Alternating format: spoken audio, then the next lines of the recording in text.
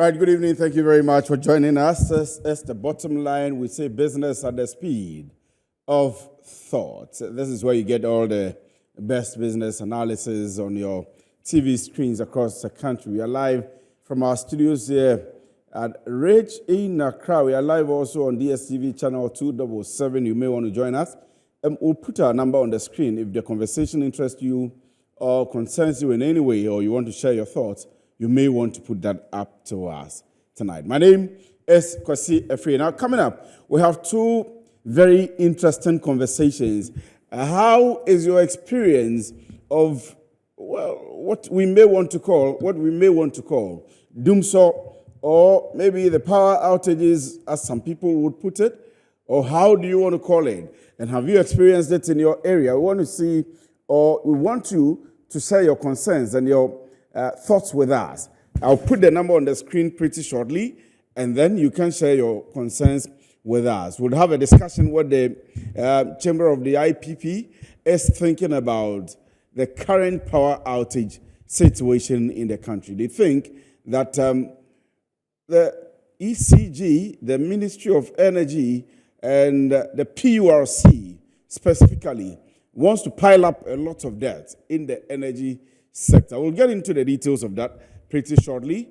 And then we'll have a discussion also about the Agenda 2030.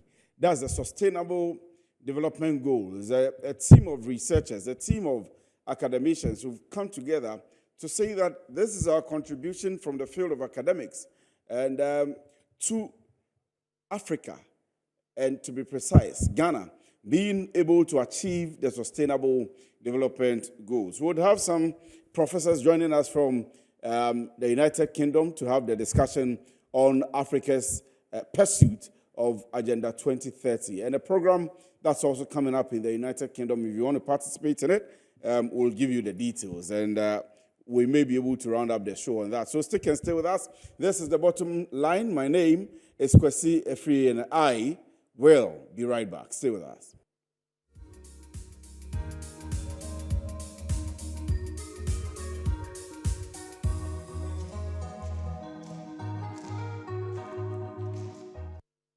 So let me welcome you once again from the break. This is the bottom line.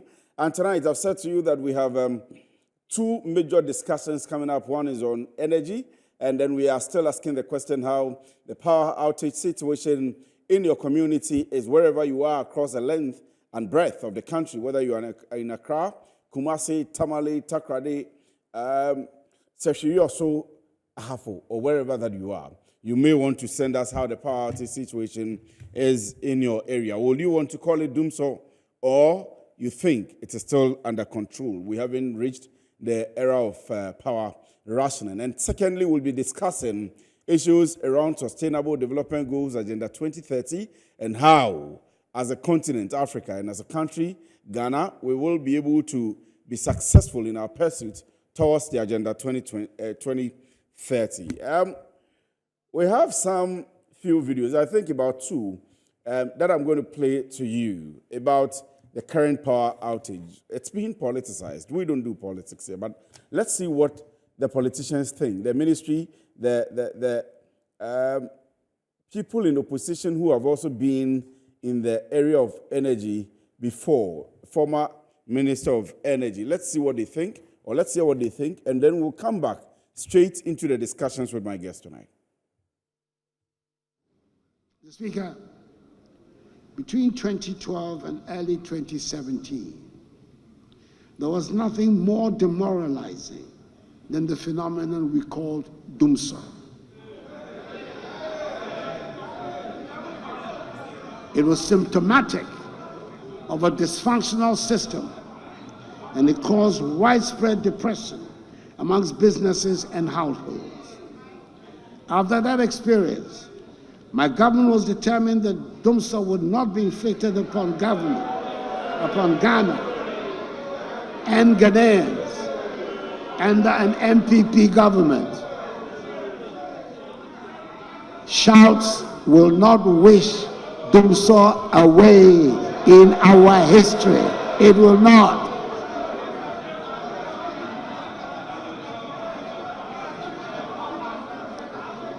After that experience, my government was determined that Dumsor would not be inflicted upon Ghana and Ghanaians under an MPP government.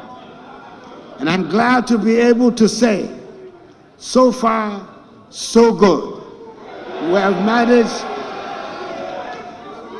We've managed to keep the lights on these last 7 years, even in the midst of a financial crisis.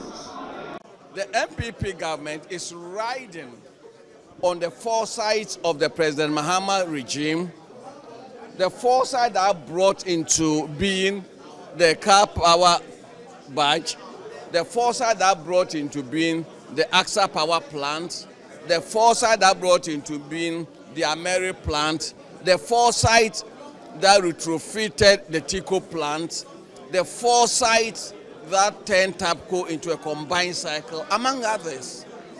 And therefore, if you inherit a solid power sector, the least you can do is to give praise to those who came before you.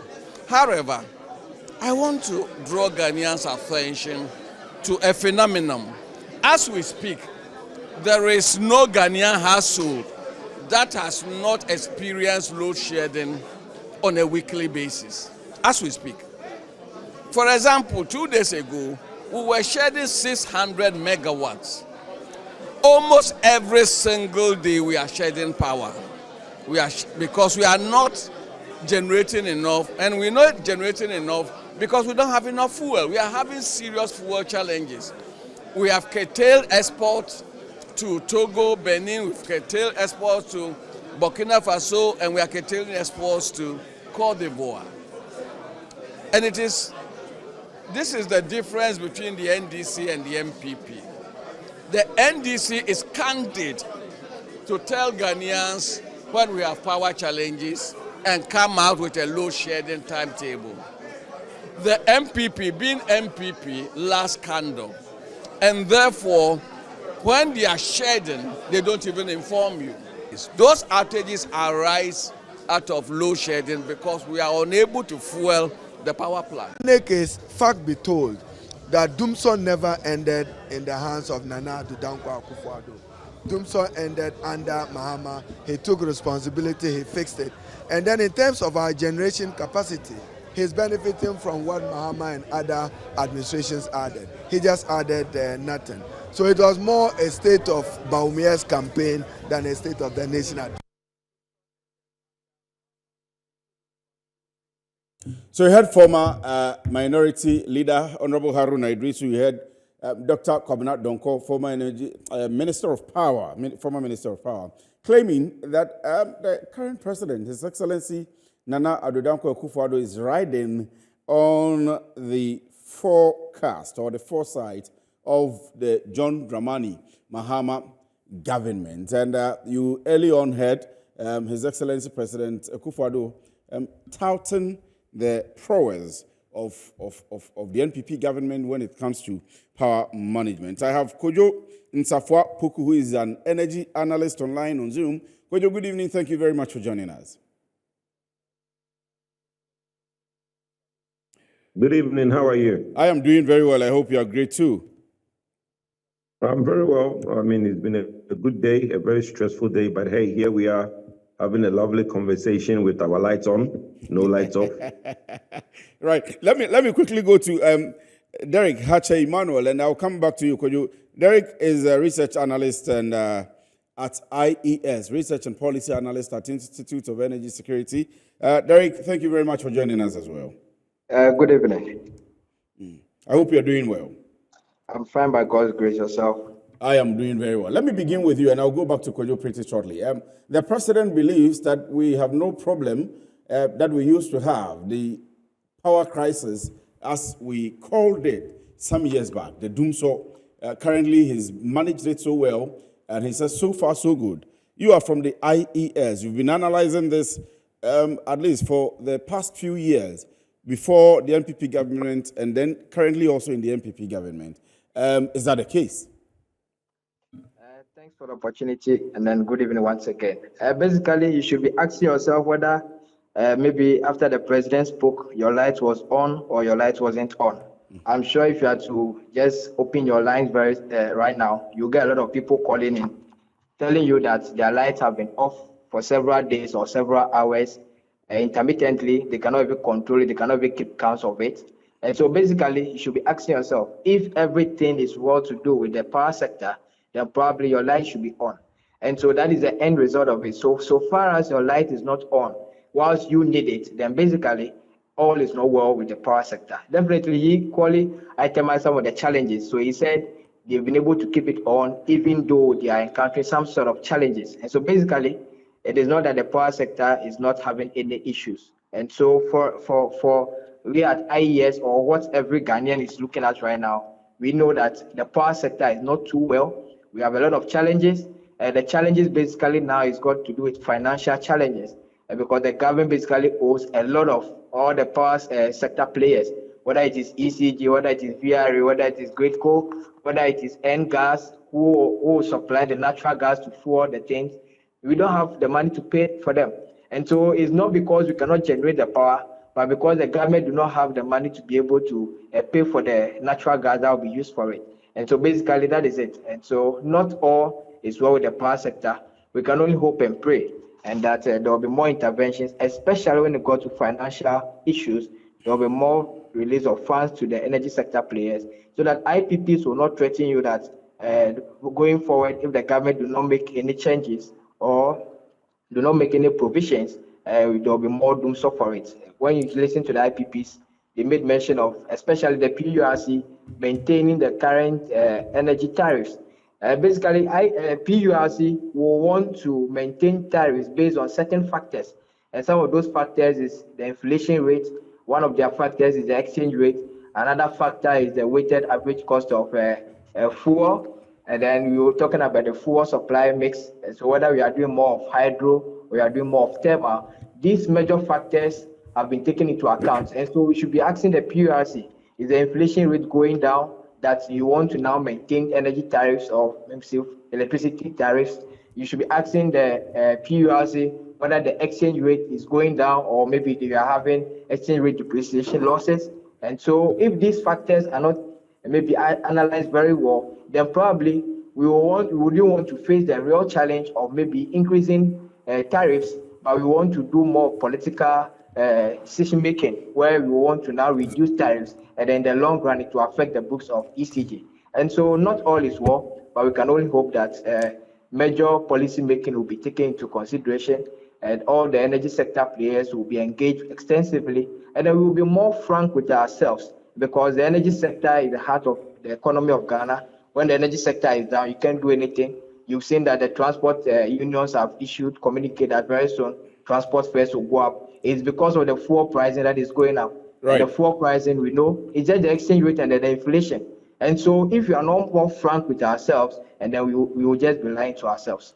But Derek, you do agree with me also that the IPPs mention all of these factors, including what PURC is trying to do, which are, all of these are factors of the issues we should be looking at. The other major factor includes the fact that they actually mention it, ECG's operational costs and the losses they have, which they are not able to recover at the end of the month.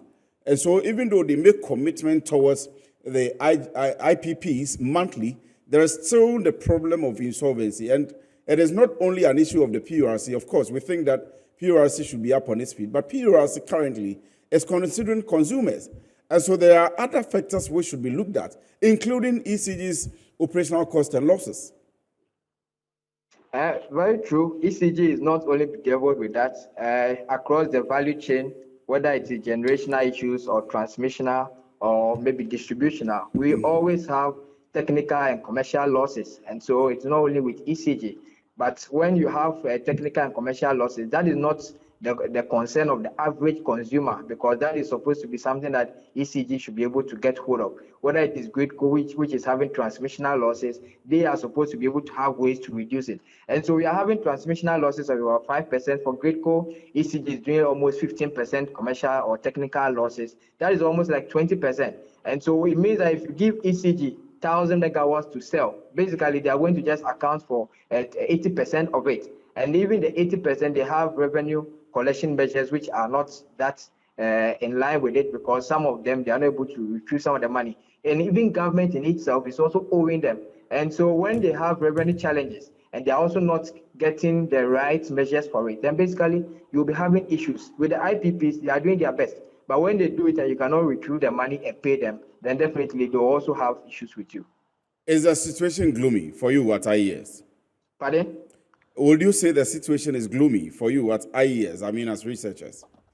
As a researcher, not quite good, because when you have technical and commercial losses, these are people that have been trained to deliver on their mandate. And so when they are not able to deliver and then you are having increasing commercial and technical losses, then there's a question mark in that regard. Regarding the value chain, all those who are encountering, or maybe who are encountering commercial and technical losses, there should be a question mark on them. Regarding government owing ECG, if the government is able to make its commitment and make all the financials available for them, then definitely they'll be able to do it. For the ordinary consumer, what they are concerned about is that if you are charging me, then make the power available to me. Now you are not able to make the power available and you are also charging me for it, then what is the end benefit? Right. If we take access to electricity across Ghana, we've not been growing at the rate that we want to do. Even in this 21st century, there are some people that do not even have light at all. And so if you realize the government made mention of 88.8%, Okay. that was just partly some 5% increment as compared to 2016. So definitely not quite gloomy, but there's a lot that needs to be done, especially with renewable energy when we want to achieve universal access to electricity. Kojo Safapoku is an energy expert. I introduced him earlier on. Kojo is live on Zoom with us. Kojo, I'm sure you've been listening to Hache Derek Emmanuel, who is a researcher with the Institute of Energy Security. He says that even though the situation is not gloomy, there still needs to be more. There is still more to be done, and the president believes that so far so good. My brother, good evening to your viewers. Right. I hope you can hear me. Yes, I can hear you loud and clear. So now when I have Ima, who is a research analyst, talk about financial situation, that's why people's lights are going off. Can he tell me on the daily basis, do we have to take money and go and stand at somewhere to pay for electricity for it to come on the following day? Is there anywhere that somebody has to take money from the bank, go stand at the kiosk, pay money before Ghanaians have light, so that if there is no money, Ghanaians will not have light that day? Is there any such situation in this country? You know, we should stop this thing where people just take some people's rhetorics and repeat it on national television. This thing of there is no money, that is why light is going off, is a financial problem, that's why light is going off. If you do not know why in the last 3 weeks lights are off, just say that, look, I'm not aware. But when people come on TV and say that it's financial, what's financial? We've owed IPP's money since 2012.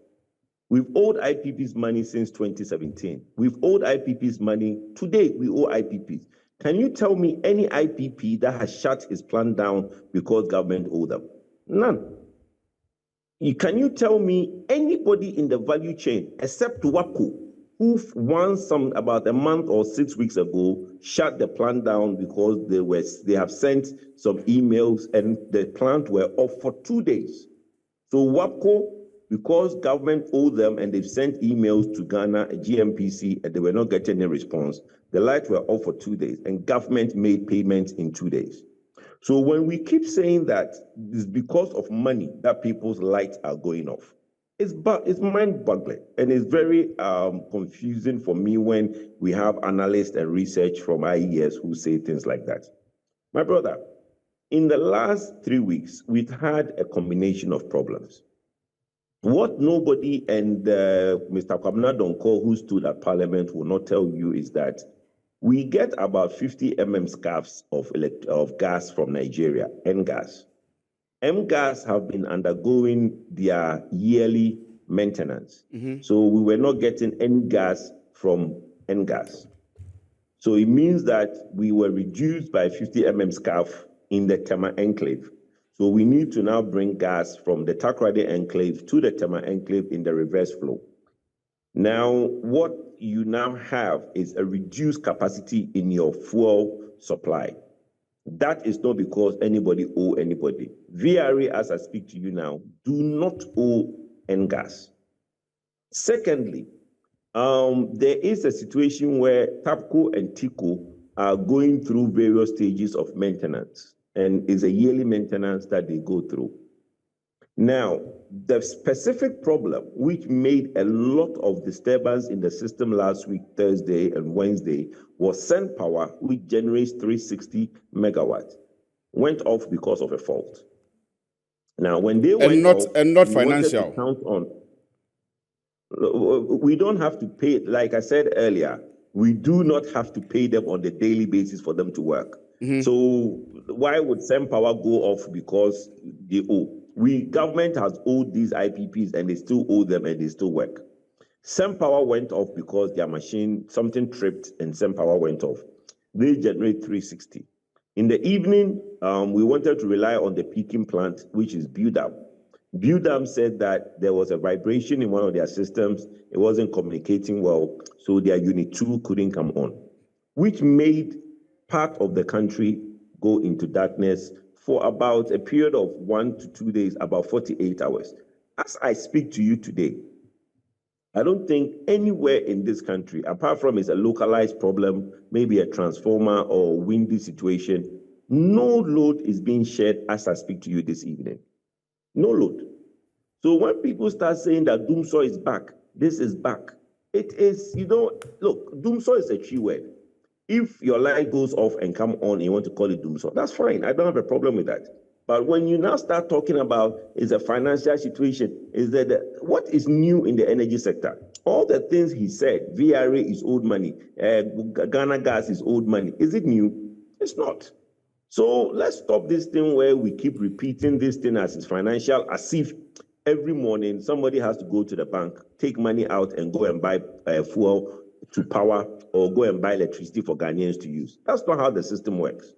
So government indebtedness to this sector value chain is known, but it's not the reason the light has been going off. And I've explained to you the maintenance going on in NGAS, so there's no gas coming from Nigeria, the Sun Power shutdown, and some of the things that the maintenance going on TICO and TAPCO. So yes, I mean, we all agree that, of course, there are two problems, technical and financial. And you are saying that the current problem we are facing is not an issue of financial. I never told you the reason the light goes off is financial. I'm saying the legacy debt in the sector has always existed, but that's not the reason your light goes off. I'm saying your light don't goes off because there's a financial problem in the sector. No, I'm saying that you're saying that the problem we are facing now is not a financial problem, but a technical problem. Yes. Which is NGAS issue, Send Power turning off for something. NGAS basically doing maintenance, Send Power tripping last week, TICO and TAPCO going through their annual maintenance, and Build Unit 2 not working last week as at Thursday and Friday. So that is the reason why lights have not been stable in the last couple of weeks. So I'm asking because I want to ask you specifically that all of this gives me the impression that you have enough information. Are you able to tell us when this is going to be over? It's over. As I speak to you now, it's over. The NGAS, we are getting some flow from NGAS, but it's not up to the 50 mm scarf that we are getting. So now, as at Friday, the NGAS flow started as a Friday, Saturday. So now we are getting some flow from NGAS. So VRA receives some flow from NGAS. It is not up to the pressure that we want, which is the 50 mm scarf. Okay? Send Power is working. The Buildam peaking, the Unit 2 in Bu is working because they have resolved that problem. The TICO TAPCO is still under maintenance. That one is not back on. But look, as I speak to you now, there's no load being shed this evening. Anybody whose light is off should call ECG. It's a localized fault. But there's no load being shed this evening. Okay, so I'm asking because in the last 2 months or last 3 months backwards, I never had to think about the problem of going home to meet a power outage or to meet darkness or to think about how I was going to charge my phone. But yesterday, for instance, I slept in darkness up till about 11:30 in the evening. You are telling me that from tonight, if I go back home and my lights are out, it's either a localized problem or I should call the ECG. Have you ever called ECG when your light goes off? Yes, I do all the time. And I know their number offhand. And what did they tell you? No, what did they tell you when you called them? Well, yesterday I didn't call, but usually I call. And they tell me... Well, when your light goes off, please call. When your light goes off, please call ECG. Tonight, when my light goes off. Sit at home and think that my lights are off because it's doomsday. Call ECG. ECG will tell you why your light is off. Look, we have localized electrical and technical problems, transformers all over the country. Let's not assume that when your light goes off, it's doomsday or is a technical problem where, it's load shedding. That's my problem. Most people just assume that because my light went off, it's load shedding. You could have a peculiar problem in your area. Unless you report it, okay, ECG can fix it. Maybe your transformer is overloaded. In the evening when everybody comes home, that transformer overloads and shut down. You need to report it. When you report it and they tell you, no, my brother, there's nothing going on in the area, it's Gridco that is asking us to shed load, then you can tell me in this conversation that, Kujo, when I called ECG, I was told that we are shedding load. Okay. But if you sit at home and your light goes off and you don't call ECG, we can't assume that, because as I speak to you now, I have the data for this evening and there's no load being shed. Derek, I don't know if you've been listening to Kojo, but I'll give you 2 minutes each and then I round up. And this one says, good evening, the free. Even if there is doomsday now, it is far, far better than in 2012 and 2017. Please, you yourself can be justified. God is watching us. Let's be honest in ourselves. Titi from Medina. Titi, I just told you that in the last 2-3 months, I never had to bother about power outage. But yesterday, and I think one of the days last week, I did. But Kojo is telling us we are going to face that no more. We thank you for such an issue. God bless you. The Energy Crisis Agenda on board. I'm Sir Boot from Kumasi in Abreport. Stephen Forson. Stephen Forson says, I'm watching you. I'll put up my issues on paper and present to you. Stephen, we can host you next week. And you are a digital man, so we'll talk to you about the issues of digitization and maybe get into what the presidential candidates are promising so far in the space of IT and digitalization. So let me come to you now, Derek. Derek, I'll give you 1 minute. Kojo says, yes, there are issues, but it is never financial because financial issues have never been the problem. Thank you for the opportunity once again. I'm sure he didn't say that financial issues has never been a problem. No, he says it is not the reason why people IPP stand their power. Not because of financial issues. Whatever thing that he wants to ascribe it to, it's up to him. But I'm telling you that these are the situations that we are having.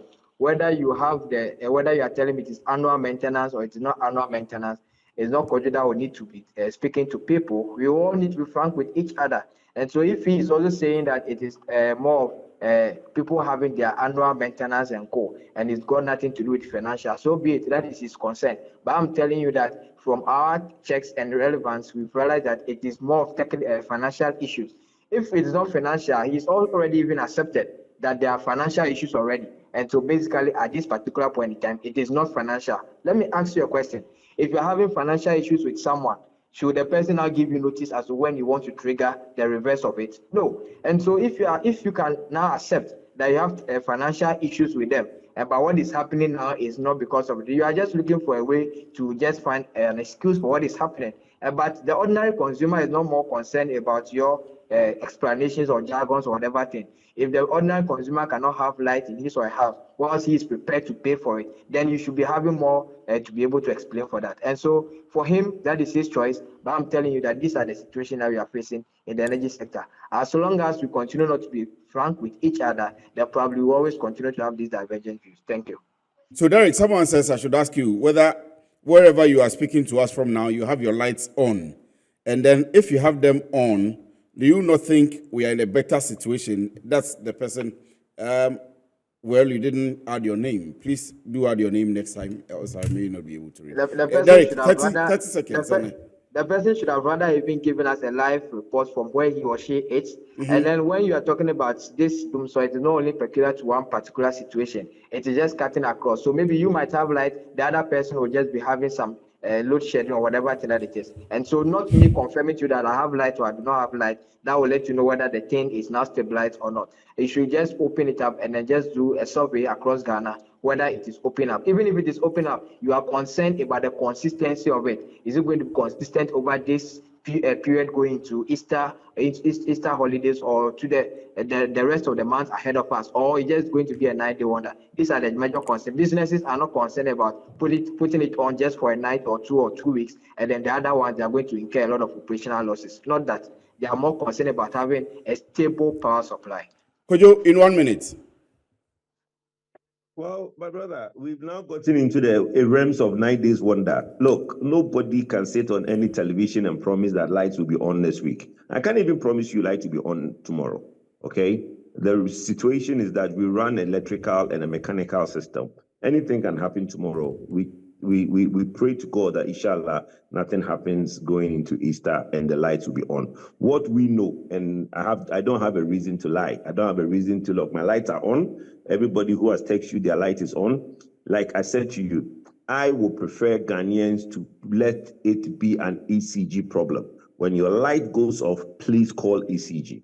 Let's not just assume. Because look, there are a lot of areas now that their transformers are overloaded. So look, my brother is talking about issues that for me, I think that is borders on rhetoric. The energy sector problem is known, documented. I know of it, and as the chairman of Dr. Baumia's Energy Committee, we are going to bring out policies to look at the facility, the funding, and the fuel, okay, so that we solve these energy problems in the long term. We are going to bring on policies that Ghanaians will know that we are in the know, we understand. And if anybody understands this sector, I'm one of the few people that understand this sector very well, because I don't lie to myself and I don't keep my head in the sand. Okay, so that is why I'm saying that we know the problem. We wouldn't lie about the problem. Okay, so but going on and on about it's financial. The question I always keep that, is it new? I mean, is anybody going to come into power tomorrow and solve that financial legacy? That $2.4 billion indebtedness that has been there, is anybody going to solve it tomorrow? No, it's not. Okay, so if you're asking Ghanaians to solve that 2.4 billion, then you're going to increase taxes or increase tariffs. So look, we know the problem. We are trying to give Ghanaians affordable, cheap, reliable electricity. But maybe it's not now. Maybe it's in the future. But what Ghanaians are concerned now is that their light stays on. If lights are on, everybody's happy. And I don't think that we will concern ourselves too much about whether it's financial or not. Government is doing its best to keep the light on. Thank you. All right. Thank you very much to Kojo. So Kojo and Derek. Kojo, let me take the opportunity to congratulate you. And remember that we'll come back to you for maybe a one-on-one on your projections and plans, your preparations in the energy sector entirely towards the campaign. Of course, we are interested in the business aspect of it, and we are interested in keeping the lights on. So thank you very much. You're welcome. You know me, I am media friendly. I don't shy away. I will tell you as it is, and I don't have a reason to lie to anybody. So thank you very much, Kojo and Derek. Derek Hatcher Emmanuel is a research and policy analyst with IES. Kojo Safwa Puku is an energy analyst and the head of the committee for energy for DMB's campaign. So that does it for the discussion on the energy. I told you that tonight we're having two major discussions. The first segment hinged on that of energy and keeping our lights on, and we are still receiving the messages. If you put them across, we'll try as much as possible to read them. I'm getting loads of them, though. The second segment of our discussion is the Agenda 2030, and I have two professors from the United Kingdom, specifically the University of Bradford. Professor Kweku Adams is the president, Ghana Scholarly Society in the United Kingdom, also with University of Bradford. And Dr. Joseph Koju Dankwa is an associate professor at the University of Bradford in UK. You want to stick and stay with me? I'll be right back. Stay with us.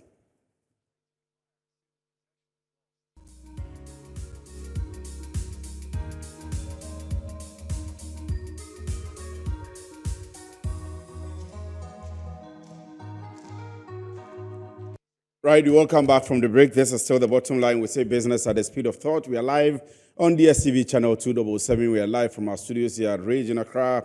I currently have Professor Kweku Adams, the president of Ghana Scholarly Society in the United Kingdom, and Dr. Joseph, Professor Joseph Koju Danko, Associate Professor, University of Bradford, UK. Thank you very much for joining us tonight, gentlemen. Thank you very much. Right, so let me start from you, Prof. Kweku Adams. The Ghana Scholarly Society in the United Kingdom. I'll briefly jump into Agenda 2030, the Sustainable Development Goals. But what is it about the Ghana Scholarly Society? If you hear it, what exactly is it? Thank you. I'm sure you've heard the saying, there is strength in numbers. I want to disagree with that, that there is strength in right numbers. So when we have the right people with the right skills, the right knowledge, doing the right things, they can do a lot. Because as you very well know, any number multiplied by 0 is 0. So we, the academics in the UK, particularly Europe and other parts of the world, decided to put ourselves together to bring our expertise together to look at some of the challenges that Ghana faces, and for that matter, Africa faces, for us to be able to see what we can do to contribute to the growth of our mother Ghana. Thank you.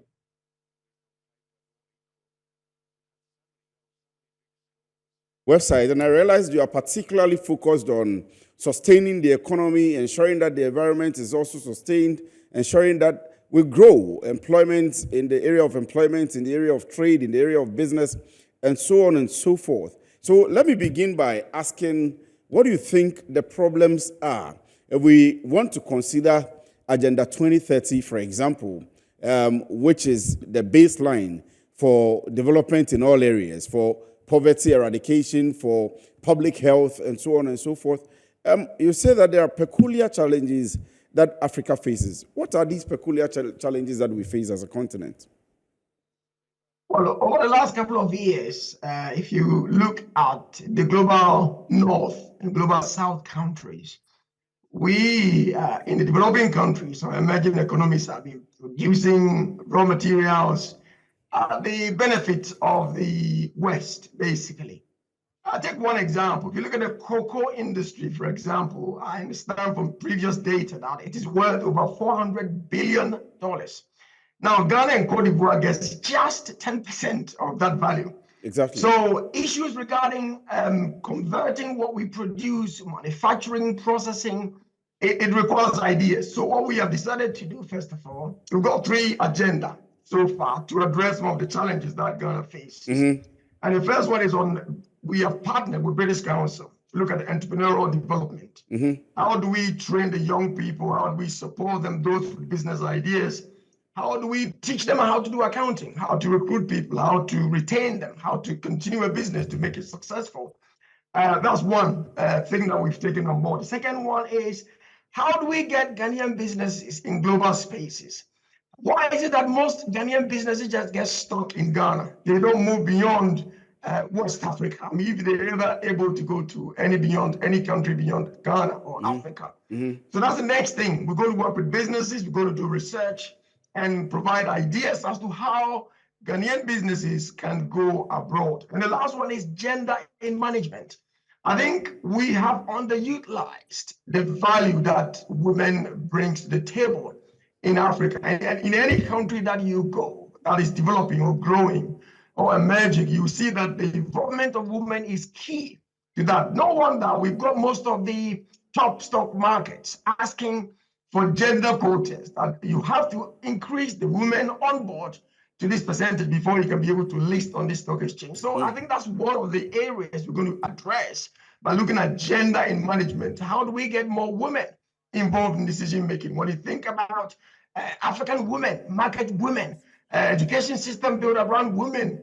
When a child is sick, the father will tell him, go to your mother. That, I think we have not harnessed it to the full potential. That's one of the things that we're going to be focusing on. 3 objectives for now. So I would be coming to, for example, structural development. They need to go through certain processes to be able to, for example, eradicate poverty. We need to be able to produce and produce more. You have these thematic areas. Somebody would say that you may want to include, or you needed to have included leadership. People think that the processes of structural development, some of these things that you have stated, building your entrepreneurs, setting lots of startups in your country, providing the conducive environment for them, for example, to thrive, and supporting the private sector to grow, for example, are known by our leaders, but they don't have the political will, or somebody would say because of corruption, they don't get it done. And so we are still the same way we are, and that is why we are different from the other parts of the world. That's why we are peculiar as a nation. Is this something that you have considered?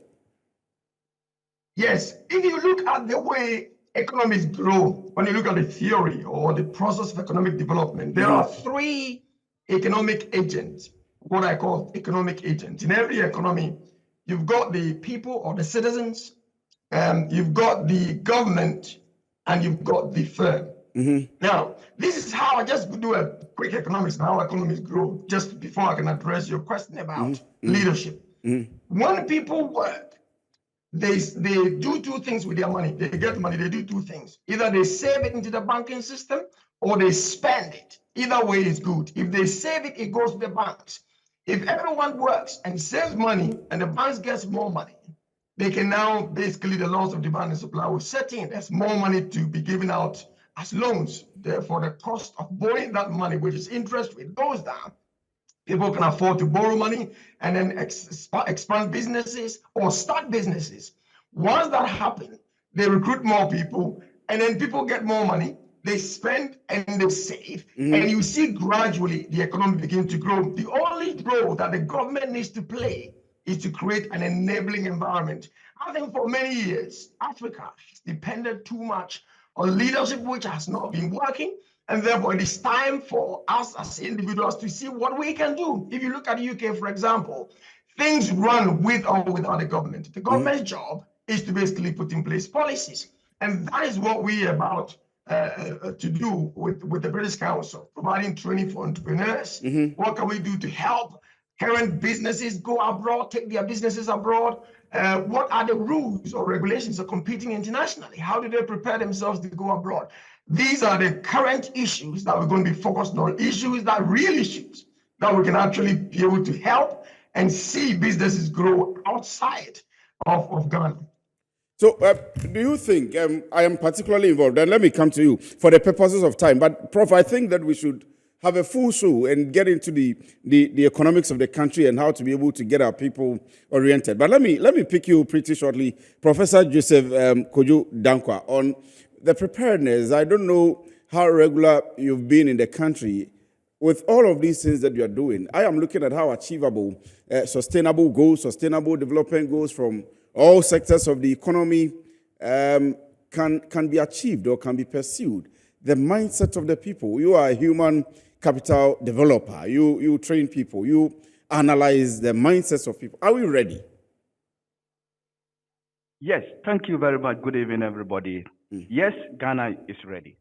I'll take it from the human capital perspective. And I'll zoom in specifically with the free SHS. The free SHS is a very fantastic policy. However, the problem here is we have not designed a program to capture the benefit of these talents. After SS, what next? Now, currently, with the UK government is implementing a policy that I'm part of it that is called Help to Grow. Right. After the COVID, the government has designed, we came in as scholars, has designed a program to help small, medium-scale enterprises to grow. That is what we call it, Help to Grow. Now, after the free SHS, all of us cannot progress to the next level. What are the policies, programs to harness these talents for our collective development? What is it? After free SHS. But in the UK, the system is designed that after every level, any individual can find his or her way into the system. Into at least a permanent job. So that's what we are talking about, how to be able to sustain these young ones. And prevent the issue of unemployment for us. Yeah, that's our main bane. Yes, but we in Ghana have left the system for politicians to take this initiative. Yes. We scholars have to come in with data, with policies to advise this government. So that is why we Ghanaians in the UK for the last 2 years have come together. How best can we contribute positively to the development of our mother Ghana? So we as scholars, we believe in data. We look at the trend. We look at policies. What is the best policy? So we are coming together with various expertise, professors who have been in academia for 30 years. Some of them are young, like me, I've been in academia for more than 7 years. Now, we are coming to support government, private sector, and the society. How best can we harness our capital? That is the human capital. Right. To propel this country into its or whatever we want to achieve. So we are not supporting anybody, but we are supporting Ghana. Right. So we are here. I'm happy about what you say, but forgive me for the purposes of time. Unfortunately, my time is up. So what we'll do is that we are happy that technocrats want to get into the, let me not say political space, but economic management space, so that we can have lots of mindsets and ideas. But let me quickly pick you, Professor Kwaku Adams. You have a program coming up, a conference coming up. You're receiving articles and publications and people who want to present their papers. Briefly, what is it about? What date is it, and who can participate? Well, we have put ourselves together, organized a conference on SDGs, and our focus is to look at using multidisciplinary approach to solving some of the challenges that we face, because some of the issues that we face are very complex. You know, I think one of the worst aspects of Africa's education system is to tabulate all the marks of everybody and say, this one came first, this one came second, this one came third. What that does is stops knowledge sharing. So we're going to put these ideas together, come together, discuss some of the pressing issues on inequality, on poverty, on gender, on how to grow businesses in Ghana. And this is going to happen on June 19th to 21st this year. And our website is ghscholars.com. And those who want to participate can submit their papers. And the conference basically said the amount to pay to join the conference is £100. Now, before I round up my answer to that question, I just want to give you just a minute to just give you some statistics here. 30 seconds. If you look at the youth, why this is very important, right? You know, why what we're doing is very crucial, right? If you look at UK's population statistic, for example, UK in the 1900s, that's over 100 years ago, their population was just 32 million. As we speak now, UK's population is 68 million. I just rounded off to the next nearest figure. Germany's population as of 1900 was 56 million. Okay, as we speak today, Germany's population is 84 million. Right. USA's population in 1900 76 million. Now it's 336 million.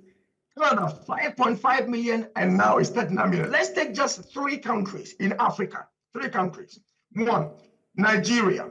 There was no data. There's no data. This is just based on normal Google search. Okay. Nigeria's population in 1960, which is when they got independence, was 43 million. So now it's 230 million. Wow. Okay. So, yes. If you look at Ghana, 1957, 6 million. Now it's 35 million. What is the plan? What are the policies? Okay. What are we doing to provide businesses and great jobs for this growing population? Prof, if we don't take care. Let me hold you on, and next week, I don't know how your schedule is, your lecture hours is, but let me hold you on next week. Let's have a minimum of 30 minutes to an hour to get into the details of all of these. And I'm sure that Professor Joseph Kojo Dankwa will also join us. So I have Professor Kwaku Adams and Professor Kojo Dankwa from the United Kingdom joining me tonight, and it was about SDGs. And they're having a program. You can join them, ghscholars.com. It's happening in the United Kingdom. I'll give you more details next week. My name is Kwesi Free. Good night.